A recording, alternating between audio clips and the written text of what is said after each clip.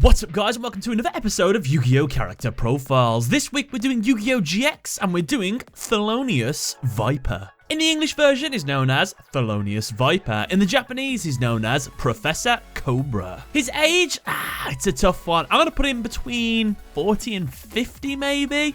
It's a complete guess though, I have no idea. His anime debut was in Yu-Gi-Oh! GX episode 105. Third time's the charm. Here are his wins, here are his losses, and here's his duel score. Professor Thelonious Viper is a teacher hailing from the West Duel Academy. He serves as the primary antagonist for the first arc of Season 3 up until the resurrection of Yugioh. As an ex-Special Forces soldier, Professor Viper is quite intimidating. He believes that with hard work, discipline, and intense training, anything can be accomplished. Viper has intense dark grey eyes, dark black hair that is incredibly pointy. I mean, don't get me wrong, like, this guy has some pointy hair, and we all know this guy, he has some pretty pointy hair as well. But Viper, he takes the cake with really pointy hair. Viper is typically seen wearing the Duel Academy uniform in a purple colour scheme. The uniform has golden shoulder pauldrons along with a load of gold buttons emblazoning it. Viper even wears a belt with his Japanese initial for Cobra on it. His attire is very militaristic, which is fitting as it matches his prior job as a Special Forces officer. However, underneath that uniform is one of the most swole men you will ever see.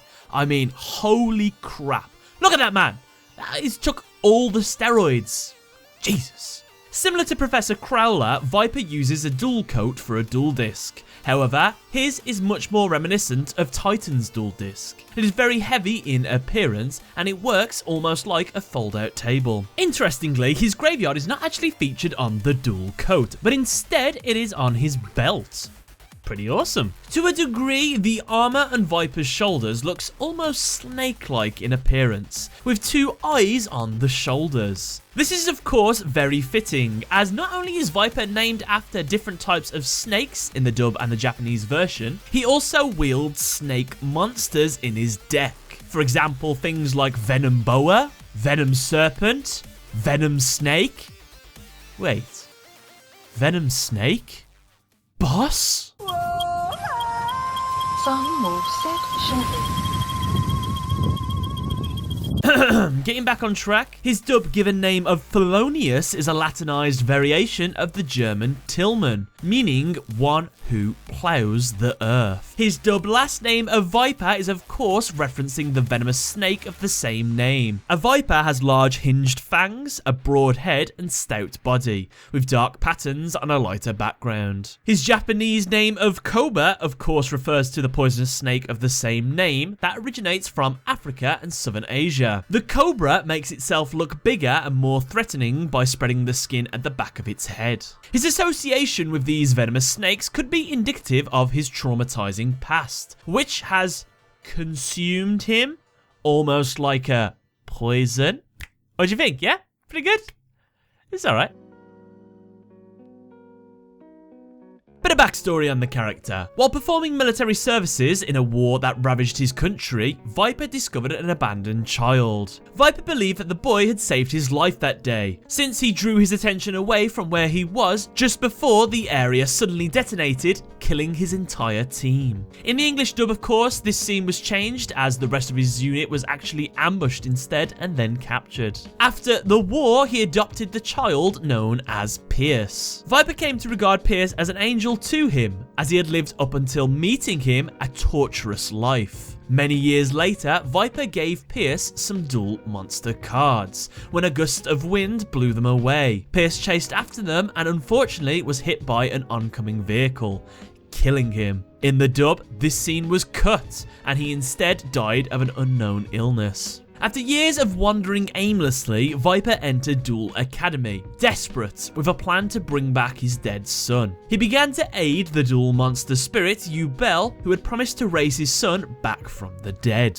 To achieve this, he pitted the students against each other in survival duels in order to absorb their life force, in order to restore Yugioh back to life. After absorbing many students' dual energy and getting into a fistfight with Adrian Gecko, who was aware of Viper's shenanigans. By the way, that fight was awesome. One of the few fights we actually get in the Yu-Gi-Oh series. I wonder if there's any more. Anyway, after this, Yubel stated that she needed just a little more energy. So this is when Viper challenged Jade and Yuki to a duel. The battle was fierce, but after he lost, Yubel manifested herself into a physical form of Viper's son. She then modified Viper's memories of Pierce's death, deceiving him into believing that Pierce never died. In a haze of stupor, Viper followed his son to the edge of the platform, where he fell to his death. Which, when you really think about it, is probably one of the most tragic villain endings in all of Yu-Gi-Oh! Yes, he was bad and he did bad things to achieve his goal, but he was one of those sympathetic villains. He was just trying to bring his son back to life,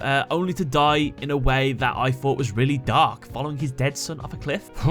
Oh, by the way, in the dub version, after Yubel grabs Viper's face, he simply disappeared, which of course heavily implied his death as well, but I imagine you could just easily say that he was sent to the stars or something, so damn you, dub censoring. Viper plays a Venom deck that focuses on the distribution of Venom counters to his opponent's monsters. These counters weaken his opponent's monsters and ultimately destroy them. Several of his monsters are based on the Naga, a serpent-like race in Hindu and Buddhist mythology. One of these creatures in particular is Viper's signature card, Venomanaga, the deity of poisonous snakes. She is able to circulate poison in the duelist's body upon inflicting damage. This allows him to declare an automatic victory if 3 turns pass. All of the cards included in his deck are Venomanaga, the deity of poisonous snakes, Phenomenon, the king of poisonous snakes, Serpentine Princess, Venom Boa, Venom Serpent, Venom Snake, Boss?